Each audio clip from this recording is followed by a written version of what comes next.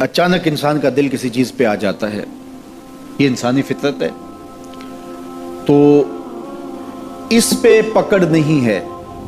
صوفیہ کہتے ہیں کہ تمہارا دل اتنا صاف ہو کہ تمہارے دل میں یہ بات بھی نہ آئے، غنا تمہیں نصیب ہو جائے، لیکن اس کے باوجود ہم بشر ہیں، کمزور ہیں، تو کسی شخص کے پاس کوئی چیز دیکھی اور للچا گیا دل اس کی طرف، اور پھر اس کو حاصل کرنے کے لیے کوشش میں تردد میں لگ گیا۔ دل میں خیال بھی آتے ہیں، وسوسے بھی آتے ہیں، اور ایسی ایسی خواہشات جنم لیتی ہیں کہ انسان خود اپنے پہ ہنستا ہے، لیکن ایسی خواہشات جس کی اتباع میں چل پڑا، جس کی خواہش میں چل پڑا، تو یہ ہلاک کر دینے والی چیز۔ آرزو کا پیدا ہو جانا، حتیٰ کہ آرزو تو آرزو رہی، وسوسے کے پیدا ہو جانے پر بھی پکڑ نہیں ہے اگر اس کی اتباع نہ کی جائے۔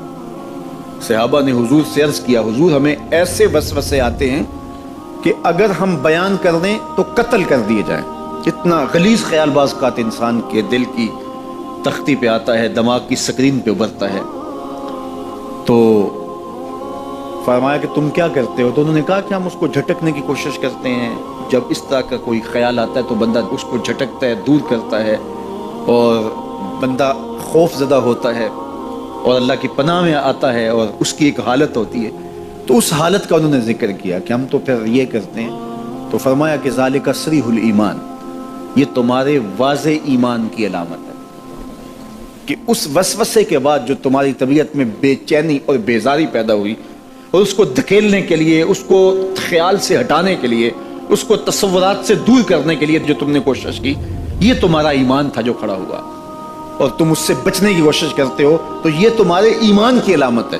تو خالی وسوسہ اگر کتنا ہی غلیظ کیوں نہ ہو، اگر اس وسوسے کو خیال کا حصہ بنا کے اس سوچ کو لذت کا سبب نہ بنا لیا جائے، حتیٰ کہ غیر محرم کے اوپر آپ کی نظر پڑ گئی، تو فرمایا النظرۃ الاولی لک والثانیۃ علیک، جو پہلی نظر تجھے حاصل ہوئی تو وہ تیرے لیے ہے، لیکن اگر تو نے نظر کا تتبع کیا اور پھر تیری نظر نے دوبارہ پیچھا کیا تو وہ تیرے اوپر وبال بن جائے گی۔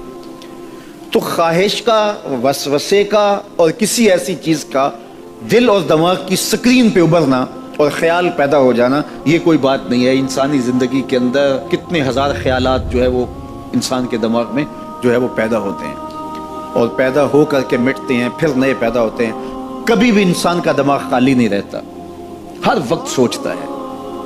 آپ اگر یہ طے کر لیں کہ میں کچھ نہیں سوچنا، تو یہ سوچ رہے ہوں گے کہ میں کچھ نہیں سوچتا۔ یہ کبھی ہو نہیں سکتا کہ آپ کا دماغ ہو اور اس کے اندر جو ہے وہ کوئی خیال نہ چل رہا ہو۔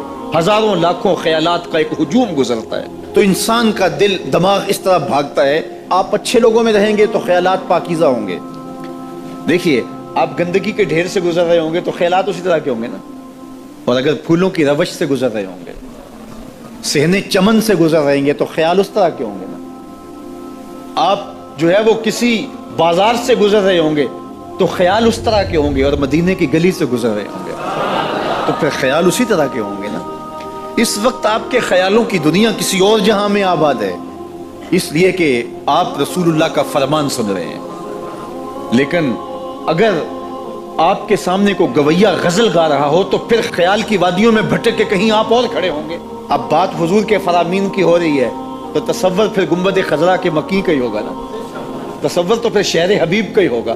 لیکن اگر آپ باتیں دوسری جانب کی کر رہے ہوں تو تصور پھر ادھر جاتا ہے، اور اسی لیے ہمارے علماء نے کہا کہ گانے کی طرز پہ نعت نہیں پڑھنی چاہیے، اس لیے کہ گانے کی جو معروف طرز ہوگی، جب اس طرز پہ نعت پڑھی جائے گی تو سن آپ نعت رہے ہوں گے، طرز سے آپ کے دماغ اور آپ کے خیالات بھٹک کے کہیں اور چلے جائیں گے۔ اس لیے یہ گوارا ہی نہیں ہے کہ ذکر رسول اللہ کا اور خیال کہیں اور جا رہا ہو، خیال آوارہ ہو اور بھٹک رہا ہو۔ جب تذکرہ حضور کا ہو رہا ہو تو خیال بھی گنبد خضرا کے مکی کا ہی ہونا چاہیے۔ تو یہ بات ذہن میں رکھیے گا کہ یہ انسانی زندگی کے اندر انسان کا خیال بھی بھٹکتا ہے، سوچیں بھی بھٹکتی ہیں، دل میں بھی کئی کچھ آتا ہے، لیکن پکڑ اور گرفت اس وقت ہوتی ہے جب انسان اس خیال پہ اپنے آپ کو اس راہ پہ ڈال دیتا ہے۔